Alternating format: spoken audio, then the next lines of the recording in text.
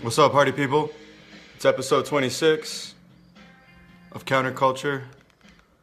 I'm your host, Aaron Lujan, streaming live on Facebook. Thanks for joining me, guys. If you're watching the rebroadcast, forward to minute 3, approximately minute 3. It's 12:18 a.m. Mountain Standard Time, 11:18 a.m. p.m. Pacific Standard Time. And today is June 11th, 2018. Guys, thanks for joining me. As I mentioned, we are streaming live on Facebook. This is before the podcast goes live. I just do this to try to grab some people before it gets started. People don't always get those live notifications till later. They're not living on their phone like I do, unfortunately. Hello, Teresa. How are you? How's everything? I'm going to wave at you. If you're watching the rebroadcast, please forward to minute 3.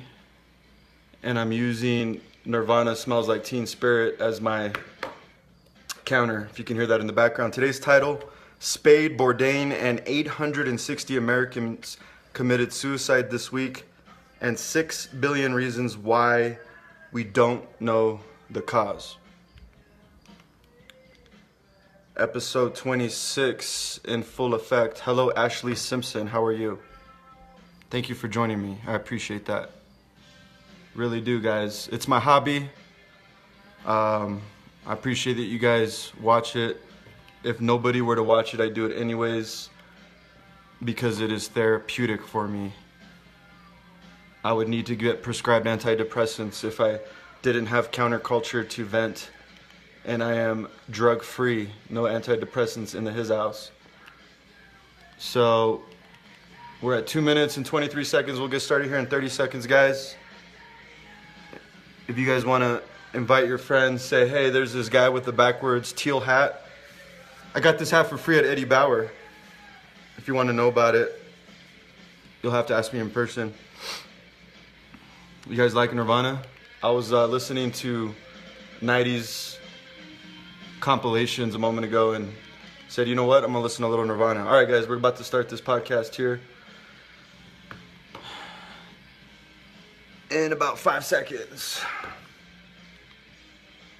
All right. Welcome. Today is June 11th, 2018. You are listening to Counterculture with Aaron Lujan. This is episode 26. Spade, Bourdain, and 860 Americans committed suicide this week, and 6 billion reasons why we don't know the cause. Kate Spade, Anthony Bourdain. Today is June 11, 2018. This is Counterculture. Everything is at aaronlujan.com.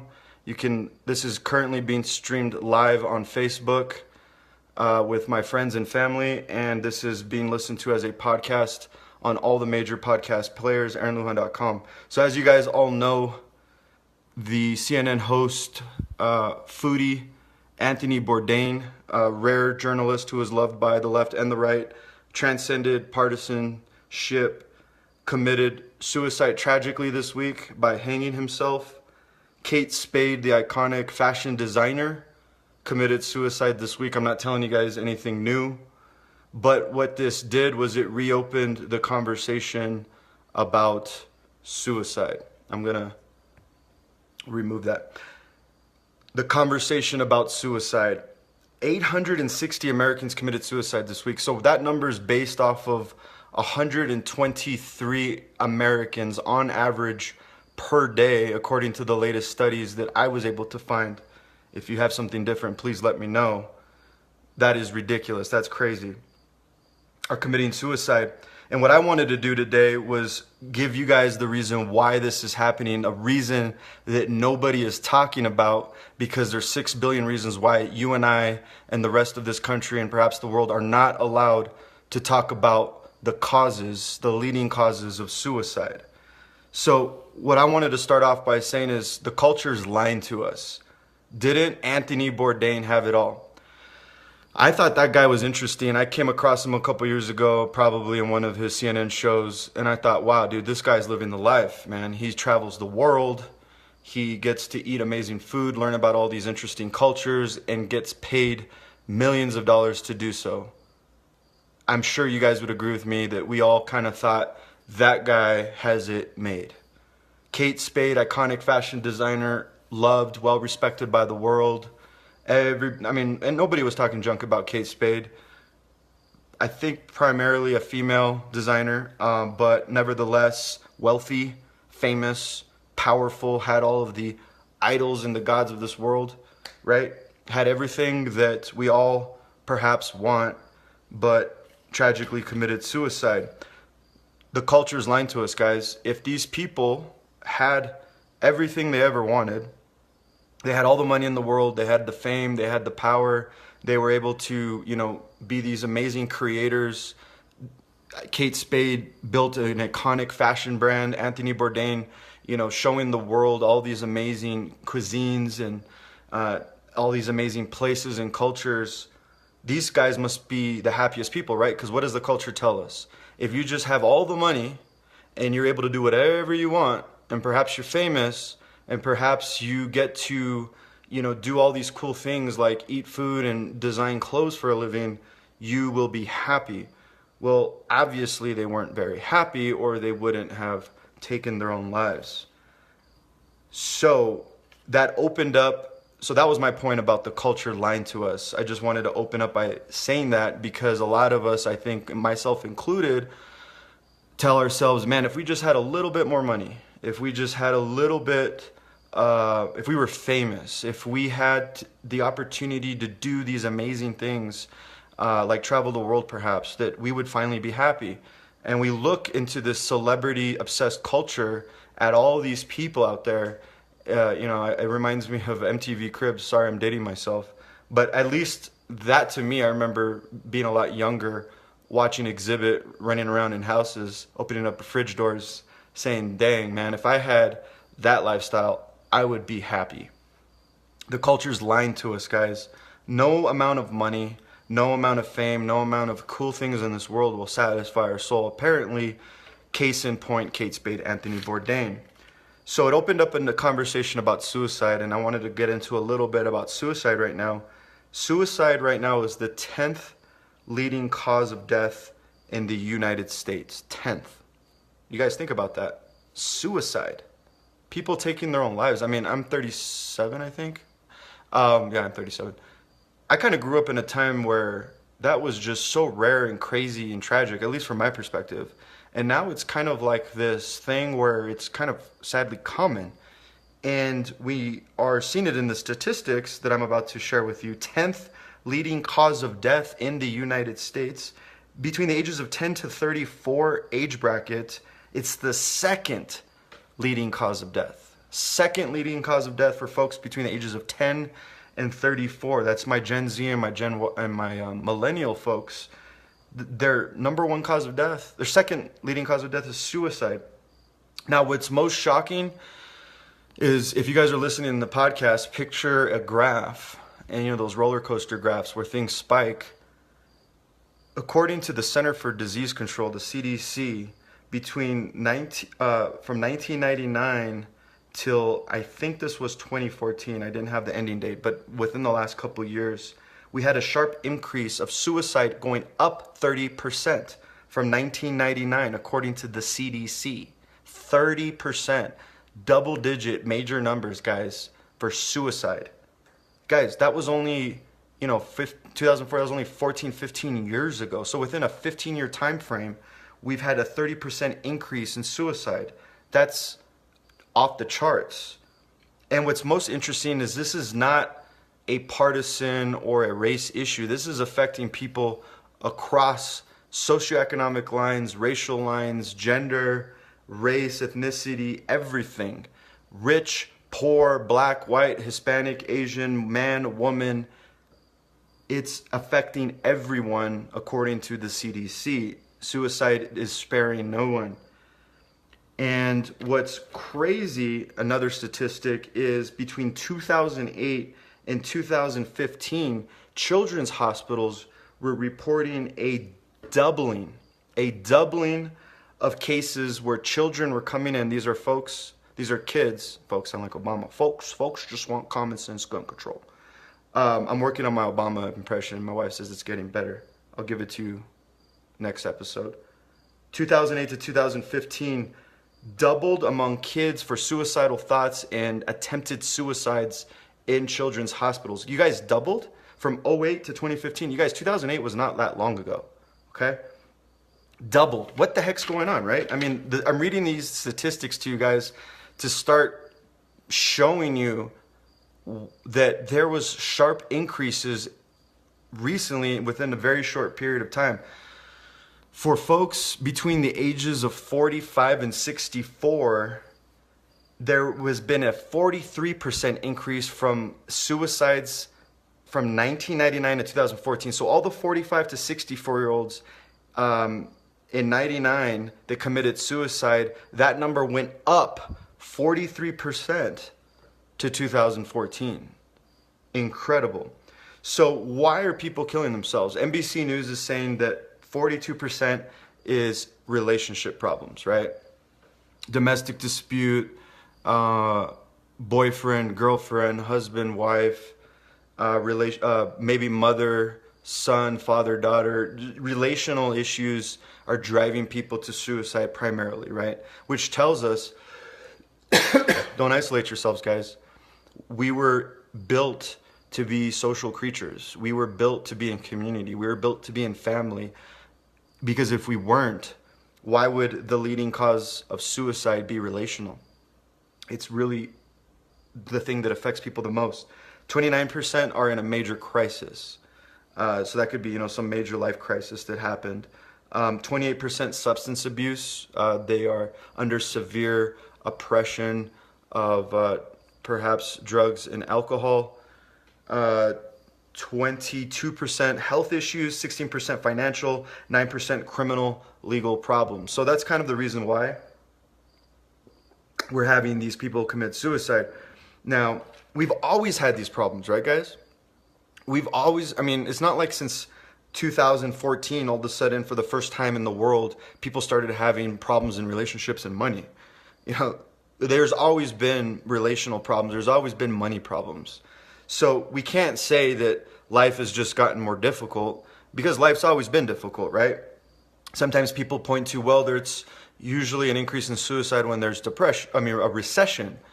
Well, we're not in a recession right now. Actually, after the 2008 financial crisis, we saw the suicide rates go up as the economy improved, which flies in the face of people saying, it's when the economy's bad, it's the economy, stupid. Everybody remember those George Bush, Ross Perot days? It's the economy, stupid. So I titled this podcast, 6 Billion Reasons Why We Don't Know the Cause. And let me tell you those 6 billion reasons. $6 billion of advertising is spent by, guess what? The pharmaceutical industry. Drugs. The pharmaceutical industry spent $6 billion in CNN, ABC, CBS, NBC, Fox News, daytime talk shows, General Hospital, Steve Harvey.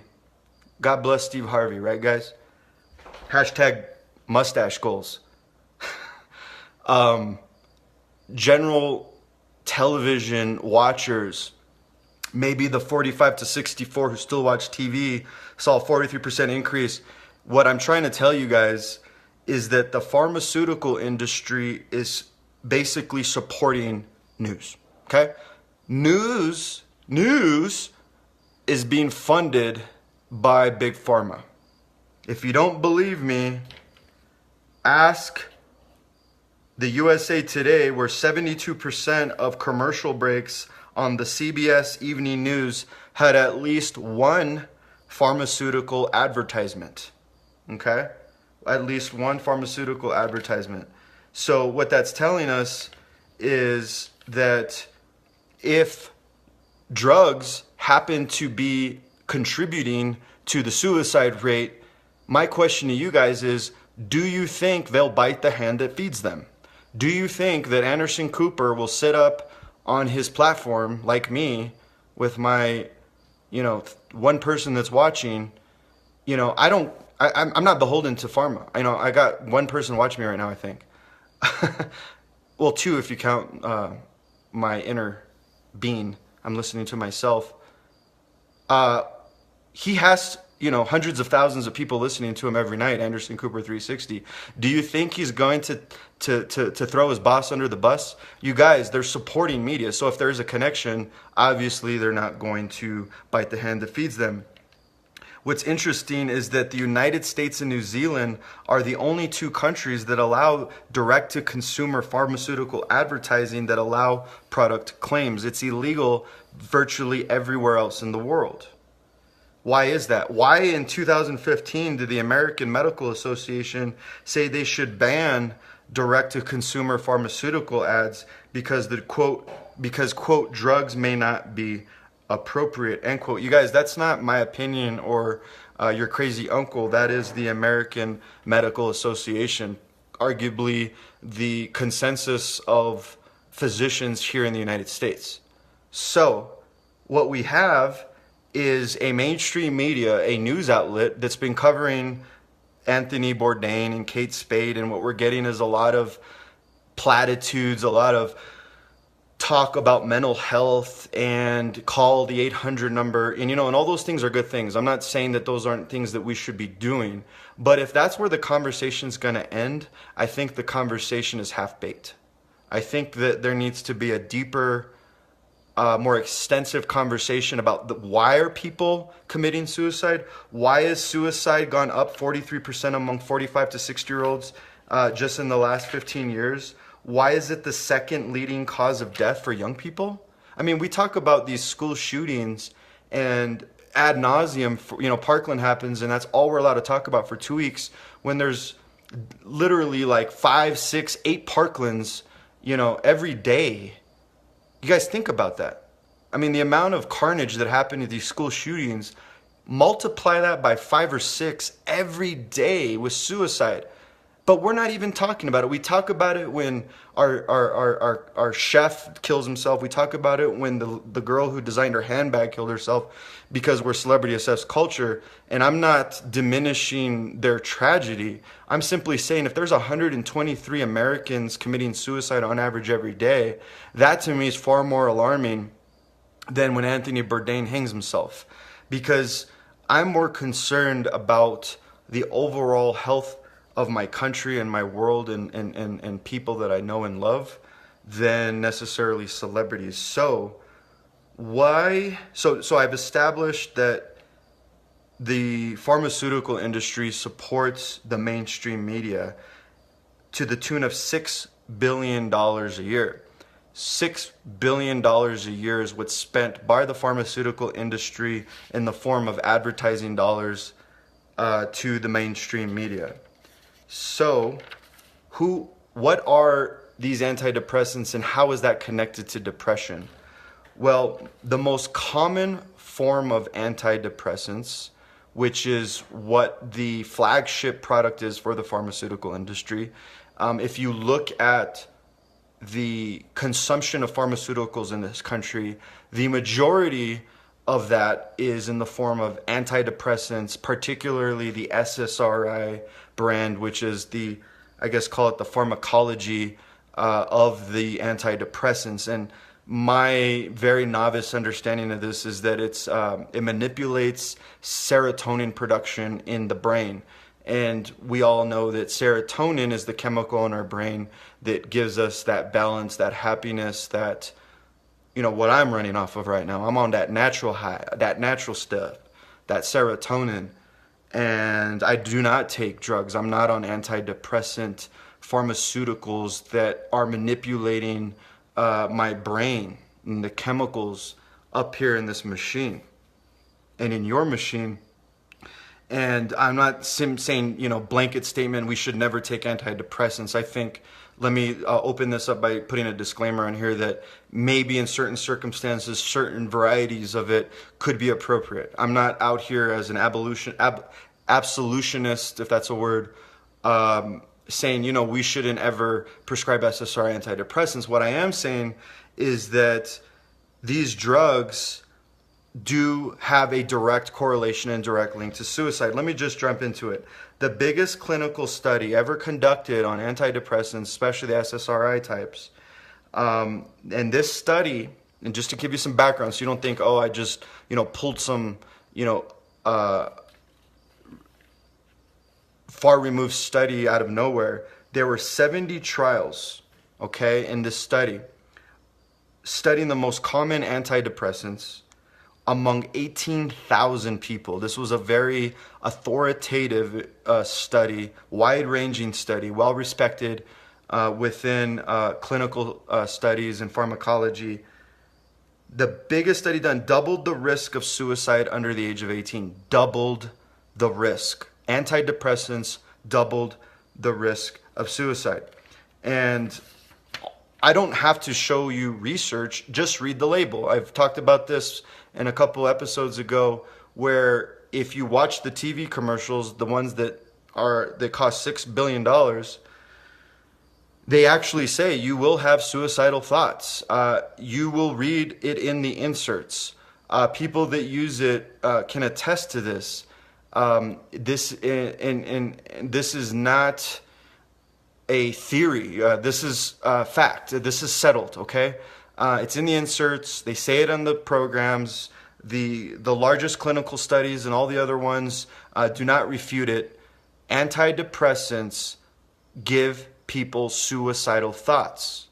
It manipulates the serotonin in your brain, whether those be serotonin blockers or whatever those drugs are designed to do. Okay? If you get off these SSRI antidepressants, like heroin, like a lot of these street drugs, you go into these major withdrawals and become more depressed. There's an addictive component to a lot of these drugs. So I just want to name names, guys. Everybody always says big pharma. Everybody else says pharmaceuticals. You hear it, even people who are, quote, woke, people that understand this. So I just want to name names, guys, because I obviously have nothing to lose. I have one person listening right now. So let's just get into it. Zoloft. That's manufactured by Pfizer. These are the most, and what I'm reading are the most common antidepressants. Luvox, Jazz Pharmaceuticals, Prozac, Eli Lilly. Paxil is manufactured by GlaxoSmithKline. Lexapro and Celexa are manufactured by Forest Laboratories. You guys, none of my close family members that I'm aware of don't use, or if they use it, they don't talk about it with me, ever talk about the drugs they use. My wife, my very close friends, my customers, people that I talk to on a day-to-day basis, never ever mention these drugs. And I'm aware of 1, 2, 3, 4. I'm aware of all of them. You know why? Because I've all seen their TV commercials, I've all seen their ads, I've seen their billboards, I've seen their print ads, I've seen their internet marketing. You guys, they're saturating our country. These are drug dealers at a level that would make Tony Montana blush. Say hello to my little friend. Say hello to Forest Laboratories, who just recently settled in 2010 in court, $313 million court settlement for marketing to children. Forest Laboratories. Remember in the old days, like the Nancy Reagan days, when there was like the caricature in Dare? Anybody ever take Dare? Raise your hand if you've ever taken Dare. Nobody's raising their hand. Well, I took Dare. That was the anti-drug program, and it was like these like comic books of like this creepy like adult, in the playground with a bag of pills, or trying to sell drugs to kids, and it was like that was the caricature, the adult selling drugs to the kids. That was like the worst thing. And here we are in 2018.